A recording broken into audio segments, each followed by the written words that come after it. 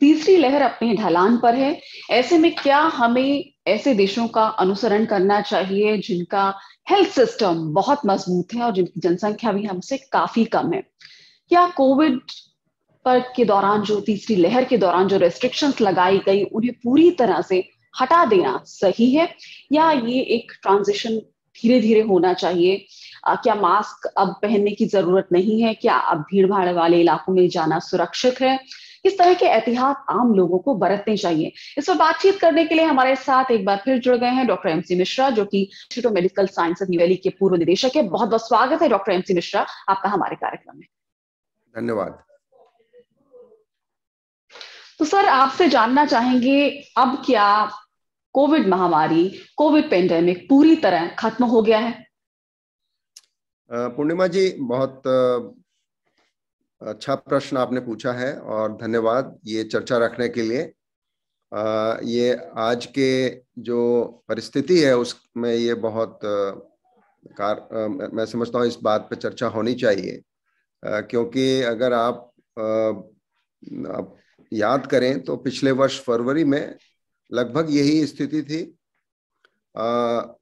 उस समय करीब 10,000 संक्रमित रोगी प्रतिदिन आ रहे थे और एक लोएस्ट नंबर शायद 8,000 का टच हुआ था। और फिर मार्च के बाद बढ़ना शुरू हुए थे और अप्रैल मई में क्या हुआ वो सबको विदित है कि डेल्टा वेरिएंट की जो प्रकोप हुआ उससे कितने लोग प्रभावित हुए, कितने लोगों की मृत्यु हुई, कितने लोगों को अस्पताल में जाना पड़ा, बिस्तर मिलना मुश्किल हो गया, ऑक्सीजन की कमी हुई। और सबने देखा, वो पूरी दुनिया में कहर ढाया डेल्टा वेरिएंट ने। और उसके बाद 150 देशों में ये फैला और फिर धीरे धीरे कम होता गया। और फिर एक ये आया कि भाई तीसरी लहर आएगी, मई से बात चर्चा होने लगी थी और कि कब आएगी ये किसी को अनुमान नहीं था। कुछ जो health epidemiologist, public health expert हैं, वो नहीं मानते थे कि कोई तीसरी लहर जैसी चीज होनी है। या बच्चों के विषय में बहुत लोगों ने चिंता जताई कि साहब बच्चों में बड़ा हो सकता है।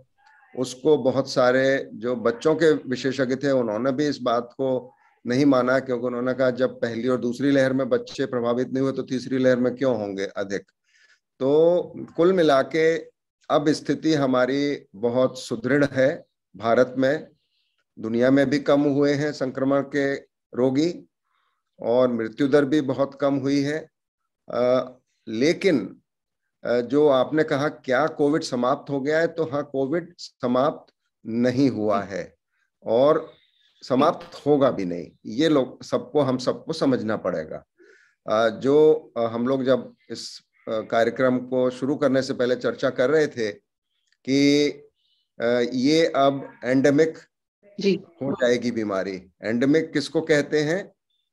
जब बीमारी, कोई भी रोग जैसे मलेरिया है वो एंडेमिक है, क्योंकि वो होता रहता है, कभी आसाम में हो जाएगा, कभी कहीं हो जाएगा, कुछ जगहों पे राउंड पूरी साल में होता रहेगा वो।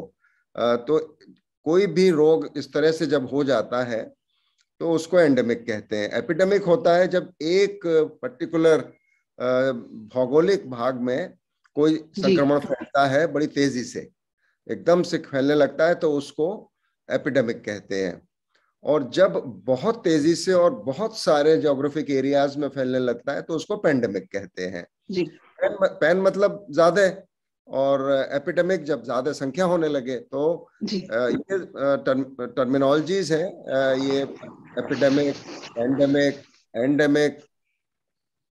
तो एंडेमिसिटी किसी भी रोग का ये दर्शाती है कि ये बीमारी हमारे बीच में है और रहेगी, उससे हम कभी भी ग्रसित हो सकते हैं। और ये जो प्रक्रिया है ये चलती रहेगी, क्योंकि वायरस एक बार आ गया है हमारे बीच में तो पूरी तौर से तो वो नहीं जाएगा। जैसे आप उदाहरण के तौर पे फ्लू है, कॉमन फ्लू, इन्फ्लुएंजा जिसको कहते हैं, तो वो एंडेमिक है।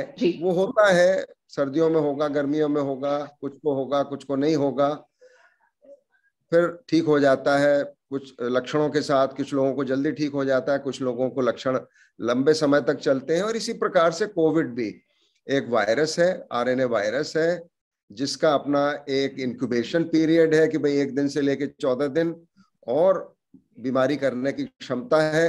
क्योंकि डेल्टा वेरिएंट में फेफड़े इतने प्रभावित हुए, इस वजह से लोगों को नुकसान ज्यादा हुआ। वो बात अब जब तीसरी लहर की हम बात कर रहे हैं, जब तीसरी लहर अपने ढलान पे है, तो इस बारे में अब की से फेफड़ों पे उतना असर नहीं हुआ, लेकिन गले में और ऊपर के सांस में, और ऊपर का जो अपर रेस्पिरेटरी ट्रैक्ट जिसे हम कहते हैं, जिसमें हमारी सांस की नली आ जाती है, ब्रोंकाई आ जाते हैं, तो उसमें लोगों को काफी कई कई हफ्ते खांसी चल रही है और अभी भी रही। और ये पहले भी वायरल इन्फेक्शंस में होता था, क्योंकि हम लोग भूल जाते हैं जब पहले कभी हुआ हो, 3 साल पहले, 2 साल पहले। मेरे को ही हुआ था पेंडेमिक से पहले वायरस, जिसमें मेरा आवाज भी बंद हो गई थी और गले में बहुत दिन तक वो रहा, दर्द रहा, और वो ठीक होने में समय लगा। और फिर खांसी, सूखी खांसी आती है, कई बार बलगम वाली आती है, जब सेकेंडरी उसमें इन्फेक्शन हो जाता है। तो इस प्रकार से तो ये चलता रहेगा, कुछ कुछ क्लस्टर्स में आता रहेगा, जहाँ पे भी हम थोड़ा सा लापरवाही करेंगे। जहां तक आपने पूछा, क्या पूरी जो रेस्ट्रिक्शंस लगे थे, जो सरकारों ने, राज्य सरकारों ने, भारत सरकार ने लगाए थे, क्या उनको हटा लेना चाहिए? तो वो तो लगभग अपने आप पूर्णिमा जी हट ही गए हैं। अगर आप देखें तो जिस तरह से हम लोगों का व्यवहार हो गया है जी, मेरा ये सवाल है सर कि इन रेस्ट्रिक्शंस जो लगाई गई थी तीसरी लहर के दौरान, उनको हटाना, पूरी तरह से हटा देना, वो कितना सही है? क्या अब हम मास्क के बिना रह सकते हैं? क्या अब हम भीड़ भाड़ वाली जगहों पर बिना किसी प्रिकॉशंस के जा सकते हैं? क्या पब्लिक प्लेसेस के बिना वेंटिलेटेड रहने में हम सेफ रहेंगे? अगर पब्लिक प्लेसेस वेंटिलेटेड नहीं है, हवादार नहीं है, बहुत लोग हैं वहां पर, तो क्या ऐसी जगह सेफ है, सुरक्षित है? क्या आम लोगों को किस तरह के एहतियात अभी बरतने चाहिए? देखिए, ये जो प्रश्न है, इसका ही मैं आपको बताने जा रहा था कि बिल्कुल भी अभी उसको आप रेस्ट्रिक्शन मत मानिए। मास्क लगाने की जो प्रक्रिया है वो रेस्ट्रिक्शन नहीं है, वो प्रिकॉशन है। जो कह रहे हैं ना, प्रिकॉशन की 3rd डोज लगाइए, प्रिकॉशन वाली, तो वो मास्क भी एक प्रिकॉशन है आपका बीमारी से बचने के लिए। या तो आप बीमारी को निमंत्रण दीजिए, या आप मास्क लगा के उसको निमंत्रण मत दीजिए, या आपके ऊपर निर्भर करता है। तो हम लोगों को तो मास्क लगाने की आदत वैसे भी बहुत होती है। हम हॉस्पिटल में जब जाते हैं, तो ओटी में जब जाते हैं, तो मास्क लगाते ही लगाते हैं। तो अब ओपीडी में भी लगा के रखने में कोई, मैं समझता हूं, कोई भी इसमें नुकसान नहीं है। मैं तो ये कहूंगा, और ये हमारे जीवन का एक अभिन्न अंग बन जाना चाहिए आने वाले समय में। तो आप न केवल कोविड से बचेंगे, आप दूसरे वायरल संक्रमण से भी बचेंगे, दूसरे बैक्टीरिया से भी बचेंगे, पोल्यूशन से भी बचेंगे। तो इसलिए आपने जो ये प्रश्न किया कि मास्क, रेस्ट्रिक्शन नहीं मानूंगा मैं इसको आपका अनुकूल व्यवहार, कोविड अनुकूल व्यवहार कह लें उसको, या वायरल अनुकूल व्यवहार कह लें इसको, तो वो मानिए, इसको रेस्ट्रिक्शन नहीं मानना है।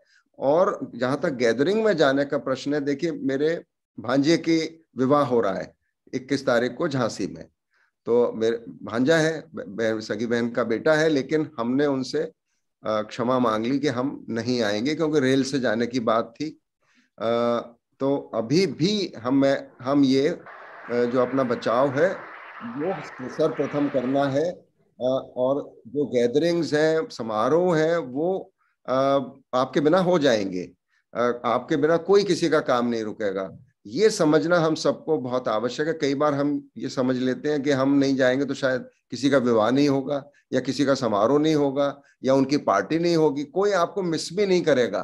तो इसलिए ये मान लेना कि आपके बिना कोई किसी का कुछ होगा नहीं, ये बहुत भ्रम रहता है हम सबको। तो इसलिए आप बिल्कुल जा सकते हैं तो जाएं, बिना खतरा मोल लिए। लेकिन इस तरह से जाके कि पहले रेल से सफर कर रहे हैं और फिर भीड़ में गए आप, और जैसे आपने देखा कि पहले भी पहली लहर, दूसरी लहर, तीसरी लहर में भी जिस इस तरह के समारोहों से बहुत सारे लोगों को संक्रमण हुआ है।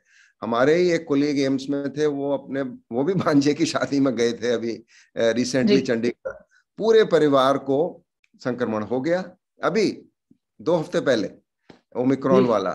अब कहने को माइल्ड था ओमिक्रॉन, लेकिन ओमिक्रॉन से भी लोगों को कुछ लोगों को बहुत दिक्कत हुई है। ठीक है, हर एक को नहीं हुई है, लेकिन कुछ लोगों को, जैसे मैंने बताया, खांसी चल रही है, अभी भी ठीक नहीं हुई है पूरी तौर से, कमजोरी ठीक होने में समय लग रहा है।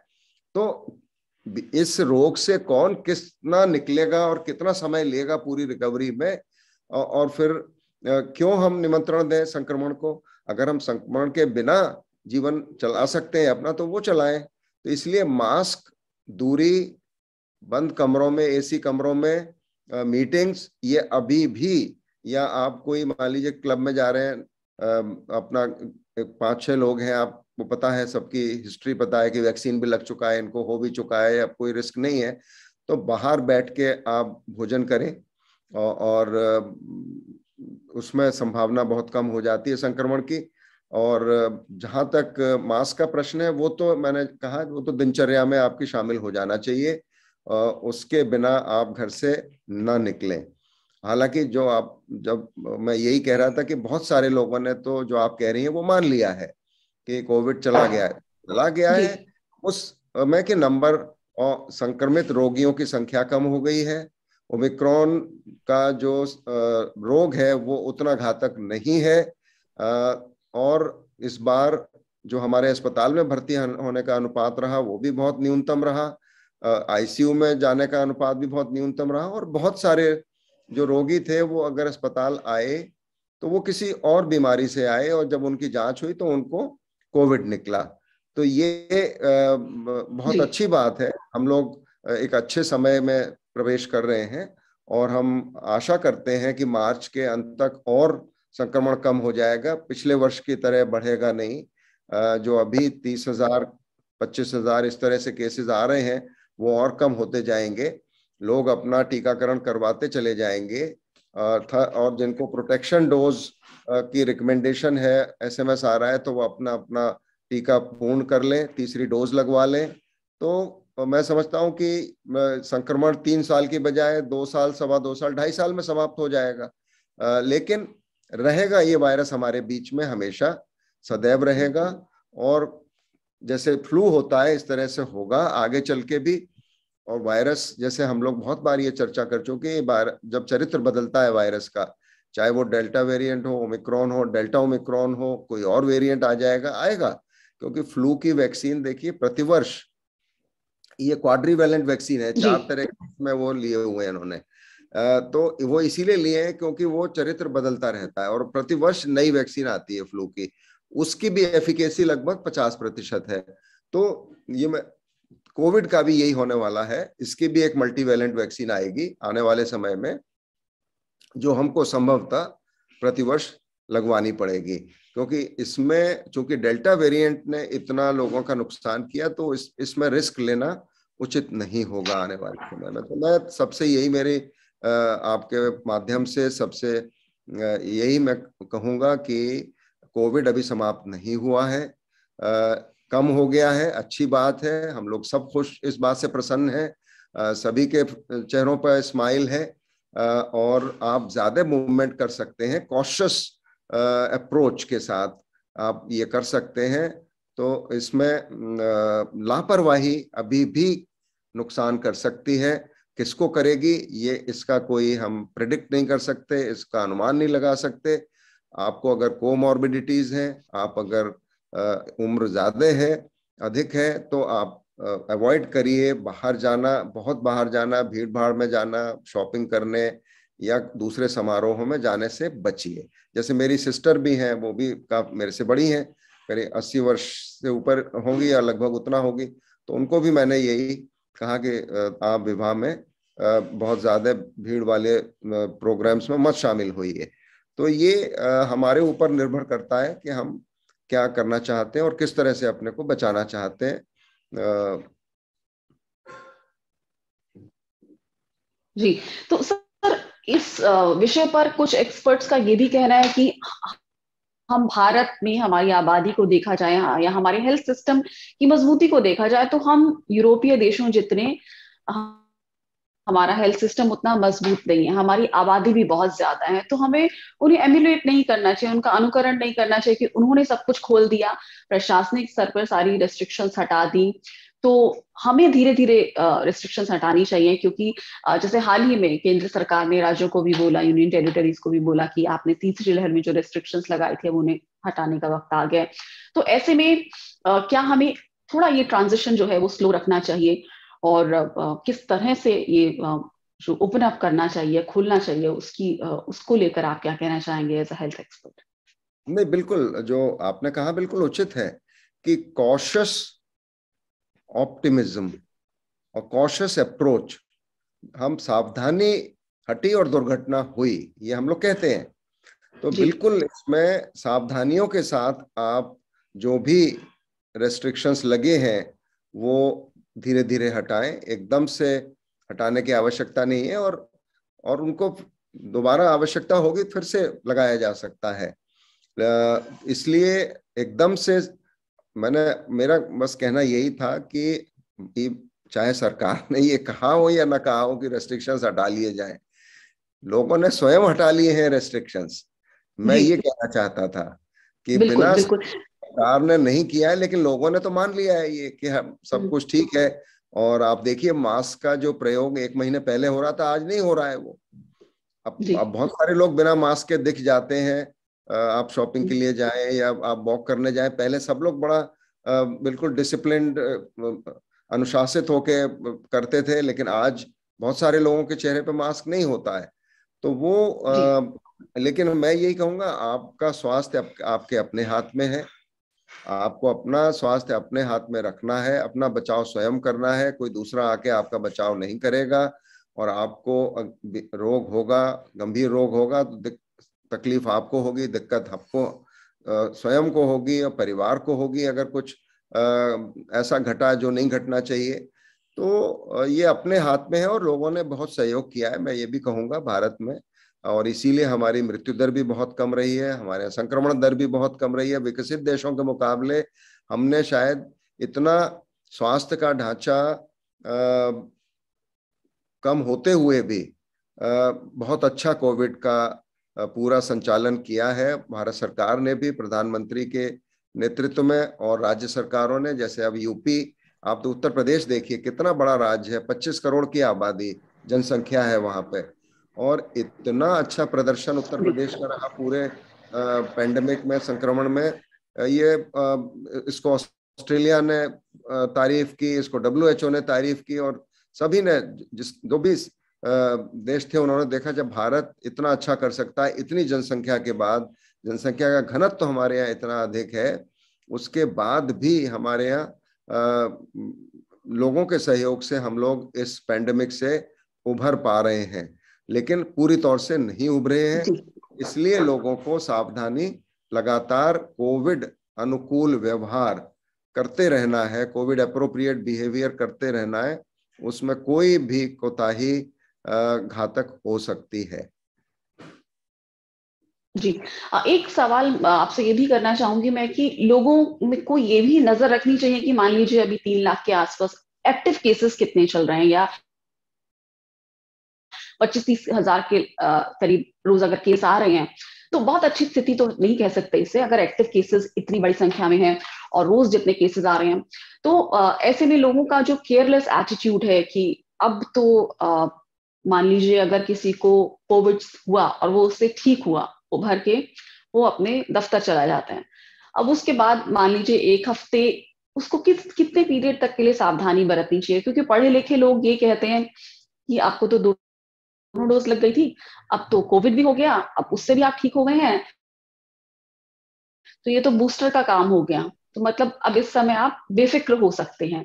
तो इस तरह का जो सोच है, परसेप्शन है, या एटीट्यूड है, क्योंकि शुरुआत में जब मैंने आपसे बात की थी तो ये भी चर्चा हुई थी जब वैक्सीन लगना शुरू हुआ था, पिछले साल की बात करें तो, कि वैक्सीन लगने के बाद भी बॉडी को इम्यूनिटी आने में समय लगता है, वक्त लगता है। अब अगर आप इन्फेक्ट हुए हैं, उसके बाद आप नेगेटिव हो गए, तो उस पीरियड में कितनी सावधानी बरतने की जरूरत है, और कब तक उसने बॉडी को कमजोर किया, या एक जी। ये बहुत अच्छा प्रश्न है आपका। देखिए, इसमें मैं इसको दो तीन तरह से बताना चाहूंगा। एक तो जिन लोगों को हो गया उनके लिए भी, जिनको नहीं हुआ उनके लिए भी, जिनको वैक्सीन लग गई उनके लिए भी, और जिनको अभी तक टीका नहीं लगा उनके लिए भी बहुत महत्वपूर्ण ये है कि आप अपनी इम्यूनिटी लंबे समय के लिए कैसे ठीक कर सकते हैं, उसके लिए आपको अपनी दिनचर्या में बदलाव करना होगा। आपको एक जी स्वस्थ रहने के लिए जो हमारे यहाँ आयुर्वेद में बहुत सारी चीजें बताई हैं उनका अनुसरण करना चाहिए, जिसमें योग भी आता है, जिसमें प्राणायाम भी आता है, जिसमें हमारे जो फिजिकल एक्टिविटी कहते हैं हम लोग, दूसरी तरह से कोई वॉक कर सकता है, कोई जिम जा सकता है और घर में अपने योग कर सकते हैं। दूसरे आपका खान पान, तो आचार विहार विचार जो हम कहते हैं, और उसमें भोजन जी बहुत महत्वपूर्ण भूमिका अदा करता है, जिसमें आपके ताजे फल, ताजी सब्जी, शाकाहारी भोजन, सात्विक भोजन, ये हमारी इम्यूनिटी को बढ़ाता है। नॉन वेजिटेरियन का प्रयोग कम करें या ना करें, छोड़ सकते हैं तो बिल्कुल छोड़ दें, क्योंकि इतने जानवरों को मारा जाता है नॉन वेज के लिए, तो आपको कहीं ना कहीं इस बात का भी आभास होना चाहिए। तो इसमें बिल्कुल आपने ठीक कहा कि हम बचाव तो हमें करते ही रहना है, और जैसे मैं दोहराऊंगा कि हमको जो बचाव के उपाय हैं जिसमें मास्क एक बहुत बड़ी भूमिका निभाता है, वो बहुत महत्वपूर्ण अब हो गया है, हमारे जीवन का एक बहुत अभिन्न अंग बन गया है वो। ये देखिए, जो फार ईस्ट के देश थे, जापान है, कोरिया है, यहाँ पे लोग कोविड से पहले मास्क लगाते थे। मैं गया था जापान, जी तो वहां पे लोग मास्क लगा के लोकल ट्रेन में सफर करते थे। तो अब तो हमें अच्छा कारण है अपना मास्क लगाने के लिए, तो आप बचे रहेंगे, फ्लू भी नहीं होगा, फ्लू से भी, कॉमन फ्लू से भी बच जाएंगे। अब कोविड से जो हमने सीखा वो ये है कि अगर आपको लक्षण किसी भी तरह के हैं, गले में आपके संक्रमण है और बुखार हो रहा है, चाहे वो कोविड और नॉन कोविड, आप टेस्ट कराएं ना कराएं कोई फर्क नहीं पड़ता। जो आपने कहा ना 25,000 संक्रमण की संख्या तो कहीं अधिक अभी भी हो सकती है, ये तो टेस्टिंग कम हो रही है तो आपको कम केसेस मिल रहे हैं। जी टेस्टिंग आप बढ़ा दें तो केसेस तो ज्यादा मिल जाएंगे, तो मैं उसमें जाना भी नहीं चाहता। और मैं ये कहूंगा भी कि अगर आपको लक्षण है तो आपको अभी भी अपने को आइसोलेट करना है, जिससे आपके दूसरे परिवारजनों को ना हो, आपके मित्रों को ना हो, काम पे चले जाएं संक्रमण के साथ। तो ये अब हम लोग, पहले फ्लू में शायद इतना हम लोग बचाव नहीं करते थे, ना अपना ना दूसरों का। अब मैं ये कहूंगा कि आपको फ्लू लाइक सिम्टम्स हैं तो अब आप लोग घर पे ही रहें, 3-4 दिन में ठीक हो जाते हैं, जब ठीक हो जाए तो आप काम पे चले जाएं। और पहले कोई जुकाम खांसी के लिए छुट्टी मांगता था तो वही कहते हैं, देखो कितनी छोटी सी वो है, बीमारी है और ये छुट्टी ले रहे हैं। तो लेकिन अब मेरे ख्याल से लोग इस पे आपत्ति नहीं करेंगे, क्योंकि सबको ये भी एक रहेगा, चिंता रहेगी कहीं इनको कोविड तो नहीं है, हमको भी हो जाएगा, इसलिए भैया तुम रेस्ट करो, छुट्टी ले लो, घर पे रहो। तो ये भी एक अप्रोच होगी आने वाले समय में। और संक्रमण लोगों को एक एक बार, दो दो बार, तीन तीन बार भी हुआ है, वैक्सीन लगने के बाद भी हुआ है।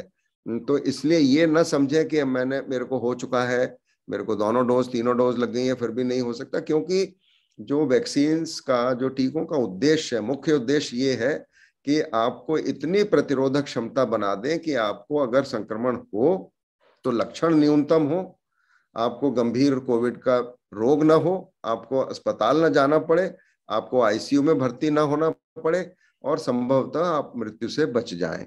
सबसे जो महत्वपूर्ण इसका एस्पेक्ट है टीकों का वो ये है। रोग को पूरी तौर से रोक पाएगा ये संभावना कम है, और शायद आगे भी कम रहेगी। जैसे मैंने कहा, फ्लू की वैक्सीन की जो उसका प्रभाव है वो 50% है, और इसका भी लगभग ऐसे ही रहेगा, 50, 60, 70%। तो अब देखिए, चाहे वो फाइजर की हो, मॉडर्ना हो, चाहे और दूसरी वैक्सीन हो, अब सामने आ रहा है कि हमारी वैक्सीन काफी हद तक बेहतर वैक्सीन हैं, दोनों, कोवैक्सीन भी और कोविशील्ड भी। तो इसलिए जी जी।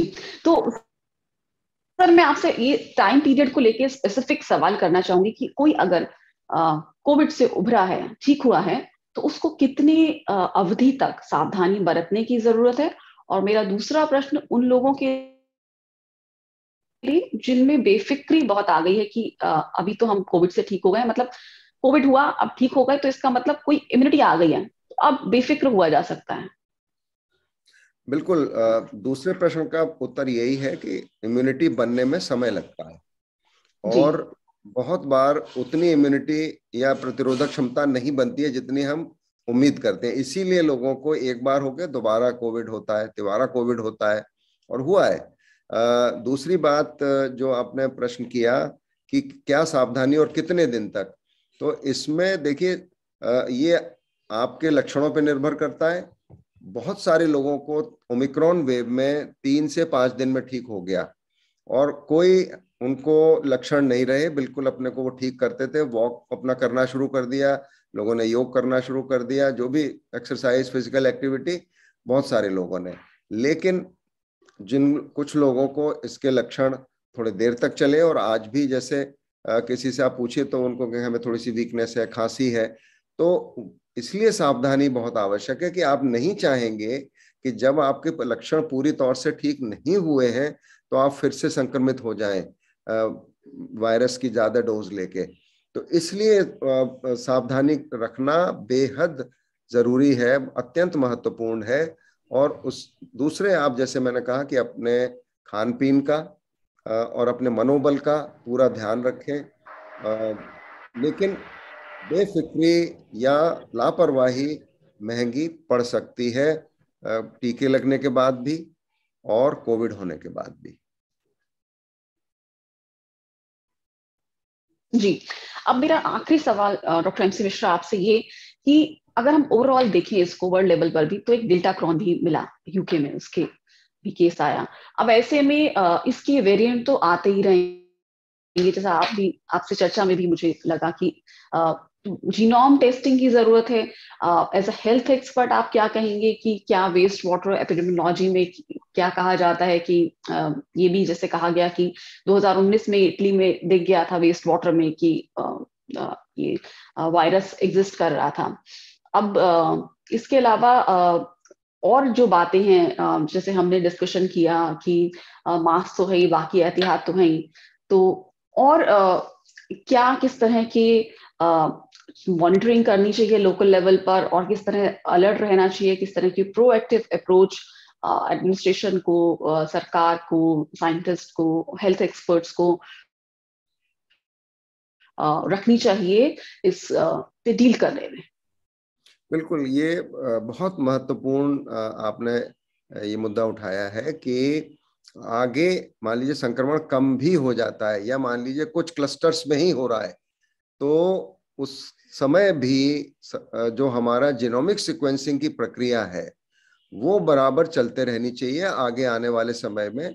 देखिए, फ्लू के समय इतना कोई ध्यान नहीं देता था जीनोमिक सीक्वेंसिंग पे, और ना होती थी, लेकिन जी अब कोविड ने कम से कम हमको ये जागरूकता सब में ला दी है, सरकारों में भी, वैज्ञानिकों में भी, कि जीनोमिक सीक्वेंसिंग से हमें पता लगता रहेगा कि कहाँ पे संक्रमण हो रहा है, किस वेरिएंट का हो रहा है, और उससे पब्लिक हेल्थ एक्सपर्ट्स को भी जानकारी मिलेगी। तो वो जो उनको मेजर्स लेने हैं कंटेनमेंट के, उस रोकथाम करने के लिए महामारी को, तो वो जल्दी किए जा सकते हैं। तो इसलिए जीनोमिक सीक्वेंसिंग अत्यंत महत्वपूर्ण है। दूसरे, जीनोमिक सीक्वेंसिंग इसलिए महत्वपूर्ण है कि चूंकि ये चरित्र लगातार बदलता है, तो अगर जी वैक्सीन को हमको बदलाव करना है प्रतिवर्ष, तो उसके लिए भी इससे मदद मिलेगी, और अच्छी वैक्सीन हमारी बनेंगी आगे आने वाले समय में, जो ज्यादा प्रभावी होंगी, उनका प्रभाव ज्यादा होगा कम होने की जगह, तो इससे इसमें भी मदद मिलेगी। तो ये तो बिल्कुल, ये प्रक्रिया तो लगातार, अब ये बंद नहीं हो सकती, ये तो करनी ही पड़ेगी, क्योंकि अब हम दोबारा, पूरी दुनिया इस फिर से पैंडेमिक में नहीं जाना चाहेगी, और अभी इसलिए और आवश्यक है सारे बचाव करना, क्योंकि अभी टीकाकरण अगर आप देखें तो भारत में अच्छा टीकाकरण हो गया है, विकसित देशों में अच्छा हो गया है, जी लेकिन बहुत सारे विकासशील देश, अफ्रीकन कंट्रीज में अभी भी टीकों का जो अनुपात है कहीं 10% है, कहीं 20% है, तो कहीं दुनिया में कहीं पे भी ये संक्रमण रहेगा तो ये जो खतरा है वो बराबर हम सब पे बना रहेगा। इसलिए हम जी सबका दायित्व तो ये भी हो जाता है कि हम इन देशों को भी WHO के द्वारा और जो भी इसके मैकेनिज्म है, जो कोवैक्स बना है, उसके द्वारा ये इंश्योर करें कि इन देशों में भी टीके पहुंचे और टीकाकरण का प्रतिशत सभी देशों में बढ़े। जी। तो और ये भी हम नहीं कह सकते कि अगर कोई नया वेरिएंट आता है तो वो कमजोर होगा या और भी ज्यादा खतरनाक हो सकता है। देखिए, अब जो हमने देख लिए इसमें अल्फा वेरिएंट था शुरू में, उसकी सीवियरिटी जी थी। फिर डेल्टा वेरिएंट आया, उसकी बहुत ज्यादा सीवियरिटी हुई। उसके बाद अब ओमिक्रॉन आ गया, उसकी सीवियरिटी कम हो गई। तो वायरस कब कैसे बिहेव करेगा, इसका जो अनुमान है मुझे नहीं लगता कोई भी लगा सकता है। अभी इस समय डेल्टा क्रॉन की जो बात हो रही है यूके में, तो अभी तक उसके बारे में कोई बहुत ज्यादा जानकारी नहीं है। केवल ये देखा गया है कि हाँ, ये है कुछ इस तरह का जिसमें डेल्टा वेरिएंट के भी लक्षण आ रहे हैं उस वायरस के म्यूटेशन में, और ओमिक्रॉन के भी आ रहे हैं। बिहेवियर कैसा करेगा ये अभी वहां पर नहीं, कोई केसेस बहुत कम आए हैं, संक्रमण बहुत कम है। तो आने वाले समय में इसीलिए जेनोमिक सीक्वेंसिंग आवश्यक है कि हमें पता लगता रहे कि कौन सा वेरिएंट चल रहा है, तो हम उस प्रकार से सावधानियां लेना शुरू कर देंगे।